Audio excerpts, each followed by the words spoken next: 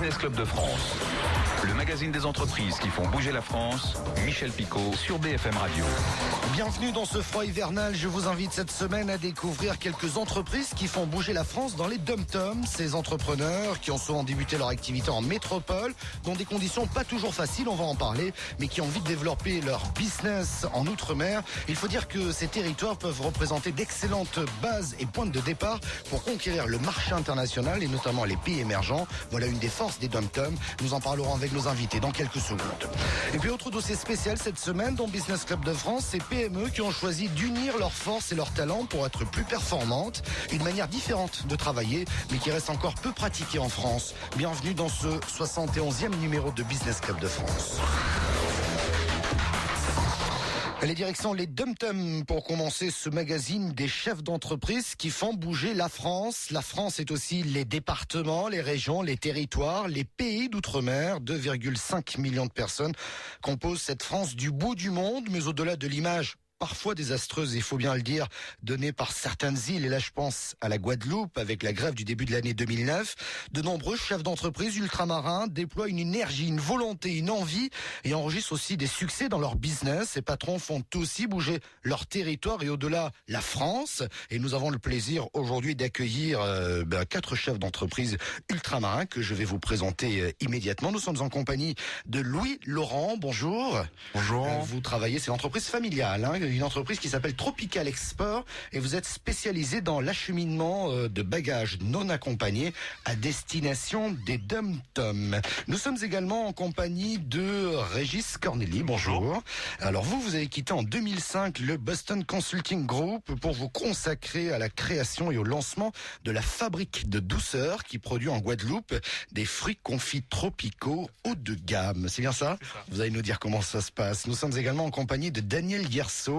Vous avez une multitude d'activités et de casquettes, dans celle de président d'Outre-mer Network. Vous nous parlerez un petit peu de ce réseau. En fait, c'est un réseau de chefs d'entreprise ultramarins. Oui, tout à fait. Ça se passe là. Et puis vous nous parlerez également de vos projets, notamment du côté de Pointe-à-Pitre, dans un instant. Et puis elle vient de nous rejoindre. C'est Patricia Moerland. Bonjour. Bonjour Michel Picot. Vous dirigez Aprobé. Aprobé est une agence de conseil destinée à promouvoir, valoriser et développer la diversité dans toutes les sphères du pouvoir. Autrement dit, vous accompagnez des personnes et vous transformez ce qu'on pourrait considérer comme une faiblesse en force. Absolument. Pour qu'elles puissent effectivement créer leur entreprise. Alors avant de parler de vos business respectifs et de vos entreprises, j'aimerais que l'on aborde la question de l'économie de l'outre-mer. Alors je voudrais que l'on parle clair et sans détour et surtout que nous apportons la réalité, l'information vraie, comme on dirait, parce qu'on a l'impression que par moment on a différents sons de cloche et on a un peu de mal à suivre. Je dirais que moi personnellement je connais un tout petit peu la Réunion, la Guadeloupe, la Martinique, ce qui m'a permis de discuter déjà avec les gens et de comprendre un petit peu ce qui se passe et surtout de comprendre qu'au niveau de l'économie, la population est très jeune dans ces îles. Il y a une envie de faire des choses, il y a une envie de développer des entreprises.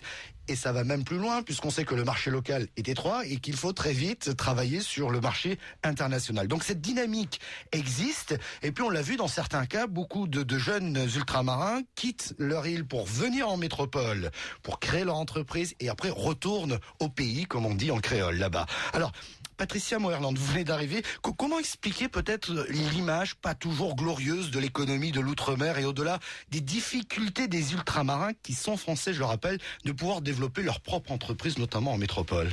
C'est votre cœur de métier, là. Oui, moi c'est mon cœur de métier. Alors c'est vrai qu'effectivement on a parfois des soucis à se positionner. C'est une autre problématique, se positionner, parce qu'on reste avec des ressentis, peut-être du passé, des choses qui sont pas très claires encore, et puis on n'est pas forcément toujours accepté non plus comme français dans cette France. Sans donc vouloir c'est pas faire forcément table rase évident. du passé, il y a quand même beaucoup d'années qui se sont écoulées. Les nouvelles Absolument. générations vivent dans un autre. Oui. Même si attention, on n'oublie pas, mais Non, faut pas oublier. Il faut surtout pas oublier. il faut partir de là. En fait, on part de là. Moi, je pars toujours de là. Quand je fais mes séances de coaching, notamment, je pars de là.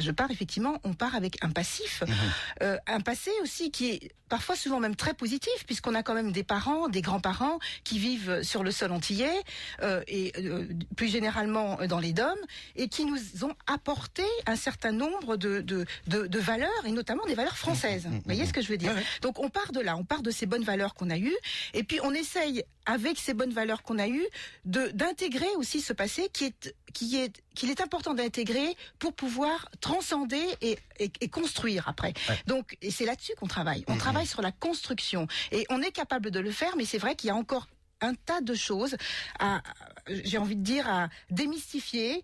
Et on n'y est pas encore. Et on n'y est pas, on n'y est pas encore. Mais ça vient parce qu'il y a énormément de potentiel. Vous l'avez dit, il y a beaucoup de jeunes. Il y a aussi beaucoup de femmes, plus de femmes, ça vous l'avez pas dit, mais beaucoup plus de femmes qui sont nées sur les territoires des départements d'outre-mer et qui font des tas de choses. Alors maintenant, ça demande à être vu, ça demande à être dessus, et c'est grâce à des réseaux comme les nôtres, Outre-mer Network, ou même Diversitel, ou même un autre réseau, le JetFom par exemple, qui font des choses aujourd'hui pour que ces départements d'outre-mer et ces personnes d'outre-mer puissent arriver à faire de leur potentialité, parce qu'il y en a beaucoup, des choses constructive et notamment rentrer dans l'entrepreneuriat. Alors au-delà du constat, là je parle sans détour, il faudrait qu'on parle de cette réalité. Aujourd'hui, on a le sentiment que l'on entend en métropole les réactionnaires, je mets des guillemets, enfin des gens qui crient, etc. On les entend eux. Et on n'entend pas les chefs d'entreprise qui font des choses. Qu'est-ce qu'il faudrait faire? Qu'est-ce que vous proposeriez pour qu'il y ait une réelle prise de conscience selon vous?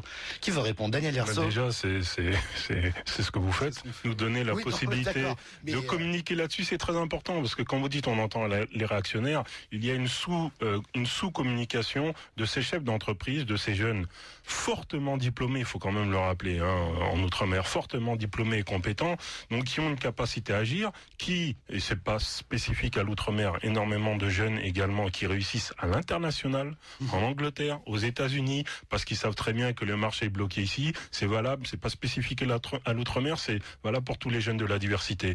Et puis je crois qu'effectivement, il y a une culture, une présence, on va dire forte, de l'esprit des fonctionnaires, qui a peut-être occulté la culture entrepreneuriale, surtout en Outre-mer, du fait que, on parle d'un marché captif, on parle de grands groupes et de quelques individus qui s'accaparer un peu les leviers économiques des îles, mais je crois que tout cela est en train de changer, c'est un petit peu dépassé maintenant, on le voit avec tous ces chefs d'entreprise qui réussissent. C'est un petit peu dépassé, ce qu'on garde dans la mémoire collective, si j'ose dire, après la grève que j'évoquais tout à l'heure en Guadeloupe, début 2009, excusez-moi, on a ça comme image, et aujourd'hui on voit la Guadeloupe qui rame, passez-moi l'expression, pour essayer de se redorer une image, ne serait-ce que pour réactiver le tourisme, qui est quand même... Il y a un problème à ce niveau-là, quoi. Non, mais ce qui est arrivé, il y avait une raison pour laquelle c'est arrivé. Vous voyez ce que je veux dire? Donc, mais en revanche, il faut maintenant effectivement sortir de là. Voilà. Vous voyez, l'image qu'on a eue là, c'est l'image de la France, parce que la France, vous savez très bien,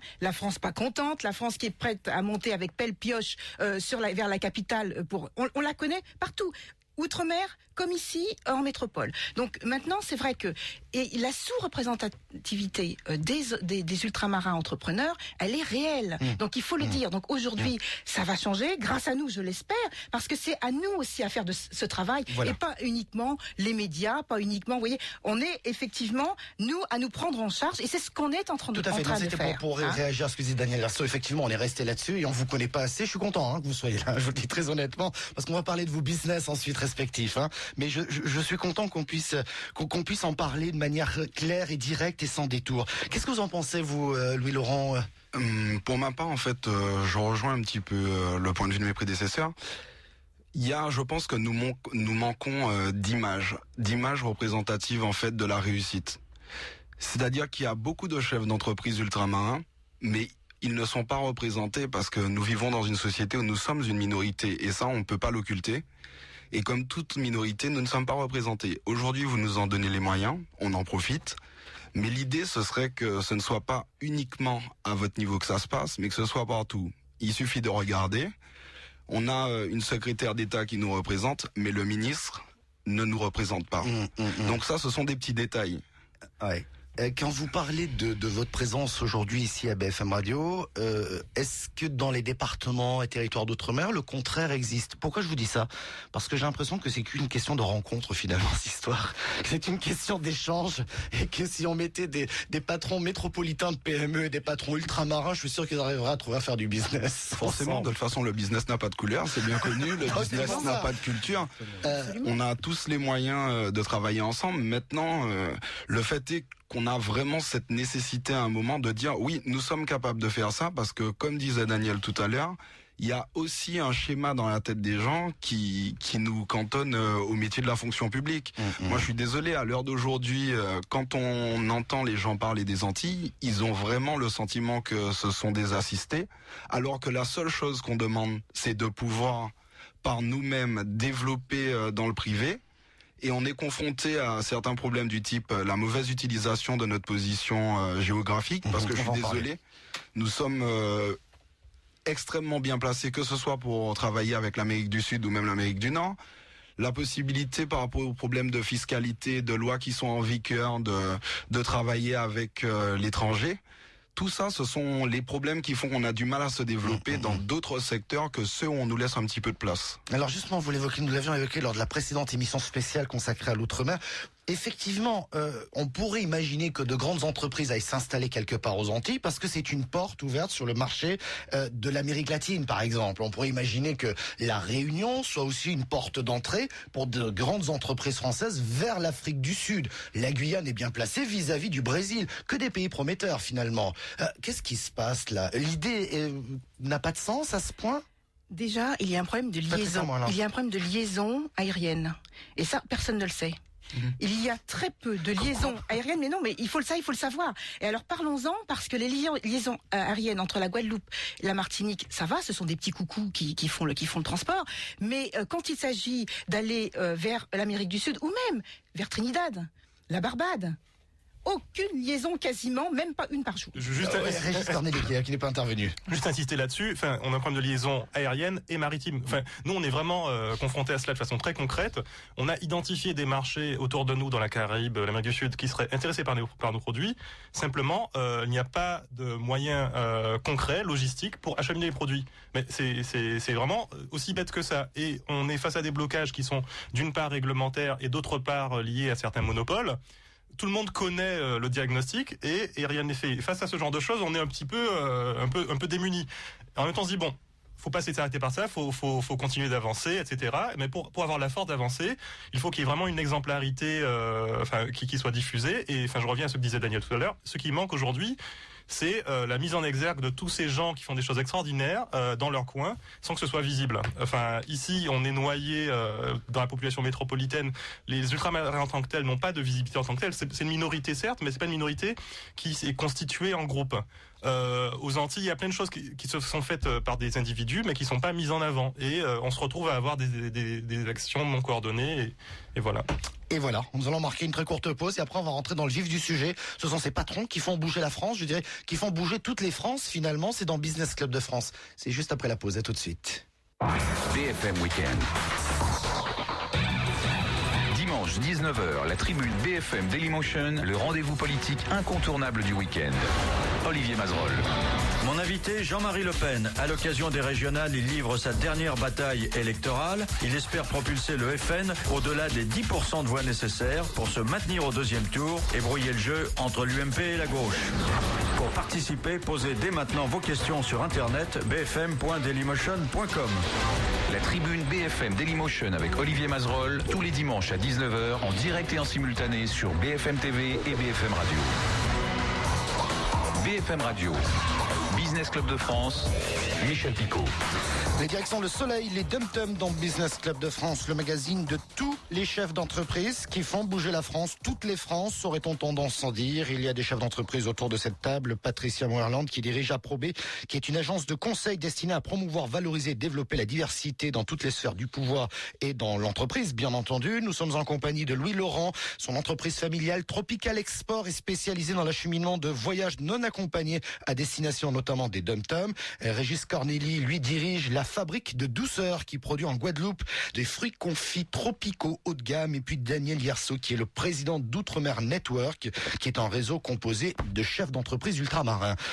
Patricia Moerland, qu'est-ce qui vous a poussé à créer Aprobé? Il y a un jeu de mots dans Aprobé, approuvé, approuvé. Aprobé, oui. Alors, Agency for the Promotion of the Black European Enterprise. Alors, c'est né il y a 2 ans et demi. Et de quel constat? D'un constat de sous-visibilité de la population noire en général en France et aussi en Europe. C'est-à-dire que vous placez des managers, des dirigeants noirs dans les entreprises. Comment ça se passe? Alors, je ne fais pas de placement. Moi, je les aide à créer leur entreprise. C'est-à-dire qu'aujourd'hui, effectivement, dans les entreprises, on a moins de soucis à se placer, quoique, entre guillemets. Cela dit, il y a aussi des gens qui sont capables de créer, qui ont ce potentiel et qui n'y pensent pas forcément. Donc moi-même, je me suis lancée il y a 2 ans et demi sur ce constat de sous-visibilité et avec un constat aussi qu'il y a un marché absolument incroyable dans l'entrepreneuriat des minorités visibles. Mais ça veut dire quelque part qu'il y a des gens qui osent même pas et qui baissent les bras parce qu'ils n'ont pas la même couleur de peau, c'est ça? Alors c'est pas parce qu'ils baissent les bras, c'est parce que et qu'ils ont besoin de gens comme vous pour les. Mais on a toujours besoin de conseils. De toute manière, vous prenez la France profonde, d'où qu'on soit en France, effectivement, il y a des gens qui n'osent pas forcément créer. Et on a vu dernièrement qu'il y a maintenant un engouement qui s'est créé pour la création. C'est vrai qu'il y a eu l'auto-entrepreneuriat, mais bien avant, effectivement, des gens se sont dit que finalement, ils pouvaient eux aussi. Mais on a toujours besoin, vous le savez, de conseils, de coaching, de développement personnel, d'aide à la création d'entreprises, et d'entreprises donc comme nous, pour aussi accueillir ces gens qui ont des choses à faire, qui ont des vrais projets à mettre en place et qui doivent les mettre correctement en place, c'est-à-dire avec un vrai business plan, avec dans la création un accompagnement et un véritable accompagnement pour que l'entreprise, au bout de 1 an, 2 ans, 3 ans, ne se casse pas la figure. Ça marche? On est bien d'accord. Donc non, voilà, bien sûr, je suis d'accord. Mais je vous demande voilà ce que je fais. Votre entreprise marche. Donc oui, mon entreprise marche. Ouais. Alors elle marche petitement, mais elle marche. Je fais des bénéfices très petits bénéfices, mais elle marche. Pourquoi? Parce que j'ai beaucoup de personnes qui viennent me voir et qui comprennent enfin ce que je fais. Parce qu'au départ, c'était pas évident. Louis Laurent, on le disait tout à l'heure, Tropical Export spécialisé dans l'acheminement de bagages non accompagnés à destination notamment des Dum-Tums. Comment est née cette entreprise? Sur quel constat? C'est votre père qui l'a fondée en 1992. Mon père est dans le secteur d'activité depuis 84, c'est-à-dire qu'avant 84, il travaillait comme fonctionnaire des postes pour ne pas changer à certains clichés. On n'a rien dit. Non, mais je me permets. Et je pense, il a eu le constat à un moment que sa communauté n'avait pas un service adapté à ses besoins. Donc il a décidé de faire ce qu'on appelle du bagage non accompagné. C'est du fret en fait, spécialisé pour les particuliers à destination des Antilles. Donc dans un premier temps, il a fait ça au départ de la métropole, et puis il est rentré, et puis il a fait ça au départ des Antilles en 92 pour la métropole. Mon monsieur arrive un petit peu après, et on s'est rendu compte justement que quand on est une entreprise basée aux Antilles, on a des difficultés à trouver des correspondants qui comprennent nos problématiques et qui peuvent nous aider à mettre les solutions en place. Donc je me suis lancé dans l'aventure avec mes parents, et du coup j'ai monté l'agence d'Orly, une agence à La Réunion, à Saint-Denis en 2007, et ma petite sœur vient d'ouvrir une agence en Guadeloupe en 2009.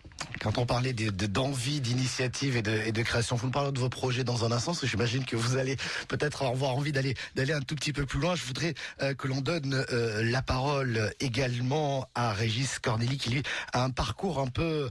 j'ai presque envie de dire atypique, dans le sens où vous quittez le Boston Consulting Group, je crois que c'est bien ça, oui, en 2005, et vous décidez de créer votre propre entreprise, la fabrique de douceur. Qu'est-ce qui a produit ce déclic? C'est envie de retourner travailler en Guadeloupe? Comment ça se passe? Parlez bien en face. C'est pas vraiment un changement de cap, puisque moi j'ai fait les études que j'ai faites parce que à l'origine, adolescent, j'avais envie de créer une société en Guadeloupe. Donc le parcours était finalement assez continu. Il y a quelque chose qui m'avait beaucoup marqué en 2003, c'est de voir à quel point on avait beaucoup de fruits, de légumes qui se gaspillaient. Si vous allez par exemple en Basse-Terre en septembre, vous allez voir des mangues qui pourrissent sur la route, notamment à Saint-Claude. Et là, on se dit qu'il y a vraiment un gâchis. Quand je travaillais au BCG, j'étais près de la place de la Madeleine, je voyais des fruits confits vendus 80 € le kilo chez Fauchon Média. Et pas forcément par Je me dis, tiens, nous on a des fruits, on n'en fait rien. Si on les transforme, ça peut être vendu 80 € le kilo. Et ça, j'adore, parce que c'est vraiment saisir la bonne opportunité. Voilà, et ça, c'est bien. Et j'en ai parlé avec un ami d'enfance qui lui est ingénieur agronome, donc qui était vraiment dans le milieu, qui était tout de suite très enthousiaste, Ronny Guillaume, qui est mon associé aujourd'hui dans la fabrique de douceur.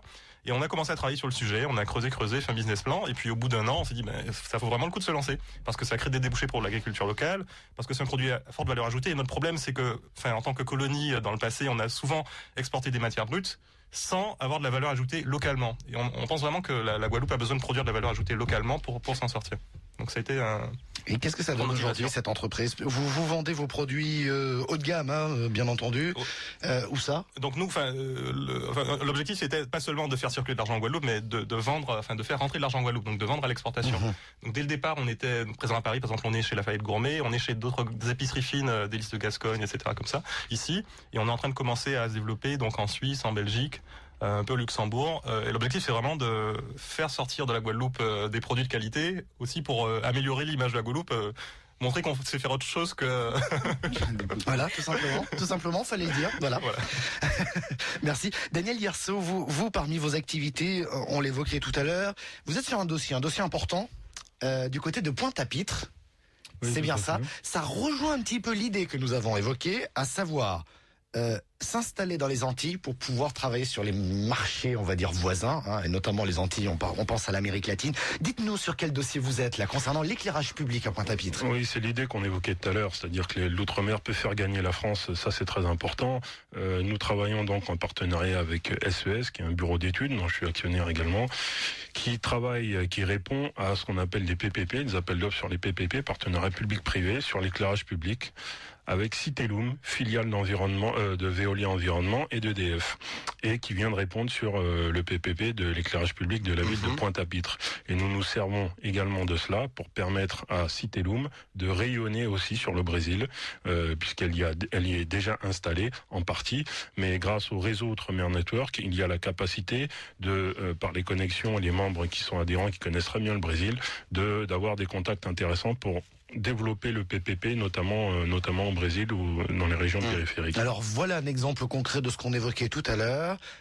Comment ces départements peuvent aider, on va dire, les grosses entreprises et donc l'économie, finalement, de l'ensemble d'un pays, du fait de leur position stratégique, mais c'est bon localement pour l'économie locale. Il y a un exemple formidable, c'est à La Réunion, on n'en parle pas assez. À La Réunion, aujourd'hui, il y a des programmes, notamment en matière environnementale, avec de grands groupes qui viennent. Je vais parler d'un projet aquathermique sur lequel travaille énormément la DCNS, donc qui est spécialisée dans la construction de bateaux et de sous-marins nucléaires.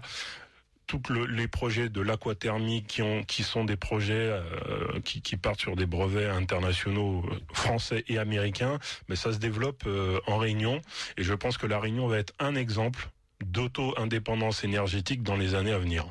Et qui est déjà le cas, en tout cas, pour l'outre-mer. C'est très très intéressant. Il nous reste quelques minutes, j'aimerais qu'on fasse un tour de table pour que vous me parliez de vos projets. Et puis, au-delà de ces projets, qu'est-ce qu'on pourrait faire ensemble pour peut-être améliorer la situation, pour qu'on se parle plus, pour qu'on fasse plus de business, pour qu'on fasse des choses. Qu'est-ce qui manque? On a évoqué la question des transports aériens, de la fiscalité, enfin beaucoup de choses comme ça qui ont l'air d'être un gros nœud de choses. Alors on fait des états généraux pour résoudre, paraît-il, des choses aussi. Moi, je sais pas, moi j'aime bien le contact direct, on se dit des choses, on fait du business, on n'en fait pas. Mais voilà, donc on va se faire un petit tour de table, là, il nous reste 3 minutes. Je vais commencer avec vous, Patricia Moirand. Qu'est-ce qu'on pourrait faire pour améliorer la situation, d'autant plus que vous, dans votre activité à Aprobé, c'est votre métier, finalement. Mon métier, oui, c'est de faire du coaching, de faire de l'accompagnement, donc de faire des potentialités que nous avons, de les transcender, de les transformer en création d'entreprise. Donc ça, c'est une première chose. Donc c'est-à-dire faire des créateurs d'entreprises, les construire, les bâtir, en faire des gens qui ont un véritable potentiel pour pouvoir accéder sur tous les marchés à l'international. Par ailleurs, il y a aussi à faire de se décomplexer. Il faut qu'on se décomplexe. Il faut qu'on se dise voilà, on est comme les autres. Il n'y a pas de problème. C'est un travail à faire là déjà sur nous-mêmes en tant qu'ultramarins. Et puis il y a aussi un travail à faire vis-à-vis des autres par rapport à notre image et à dire attention, nous sommes français. Nous le revendiquons, nos parents le revendiquent. Mon père, par exemple, s'est engagé dans les Forces françaises libres. Donc, ce sont des gens aussi qui se sont engagés, qui sont donc des vrais Français. Nous sommes donc de vrais Français. Donc, comptez sur nous.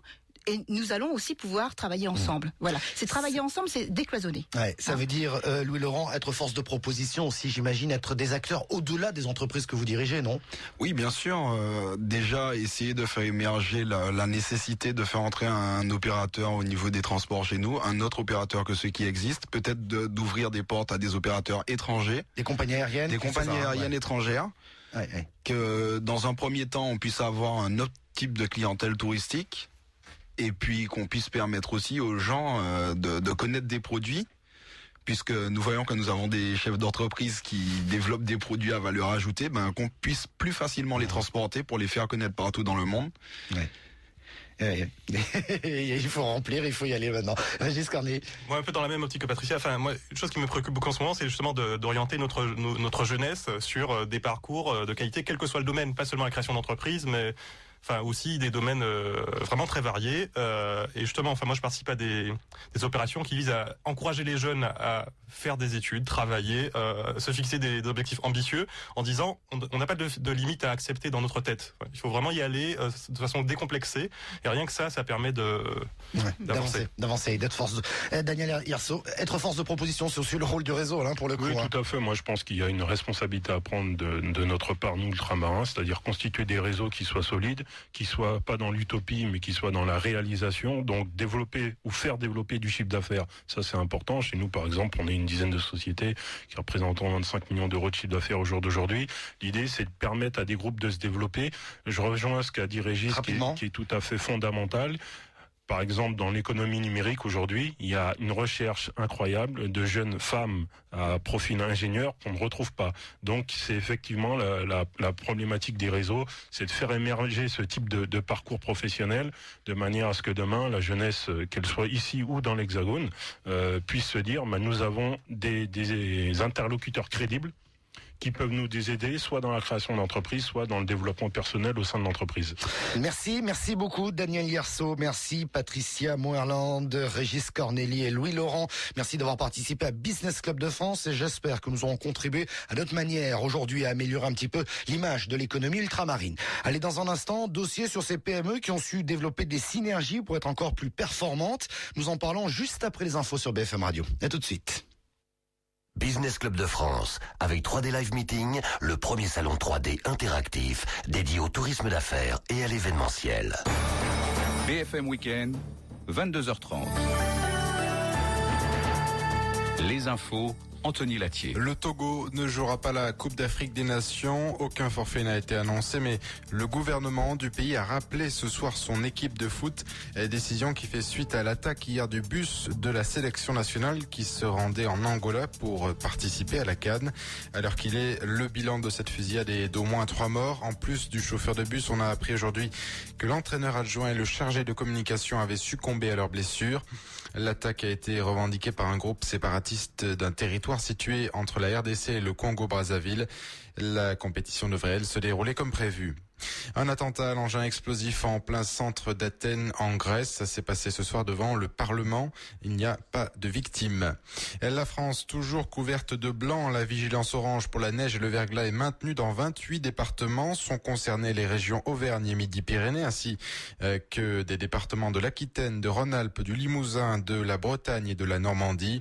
Ces intempéries provoquent des coupures d'électricité dans le sud-est et des perturbations dans les transports sur les rails, notamment avec des difficultés, en particulier sur le sud-est, là encore où il y a des retards, pouvant aller jusqu'à 3 heures pour les TGV.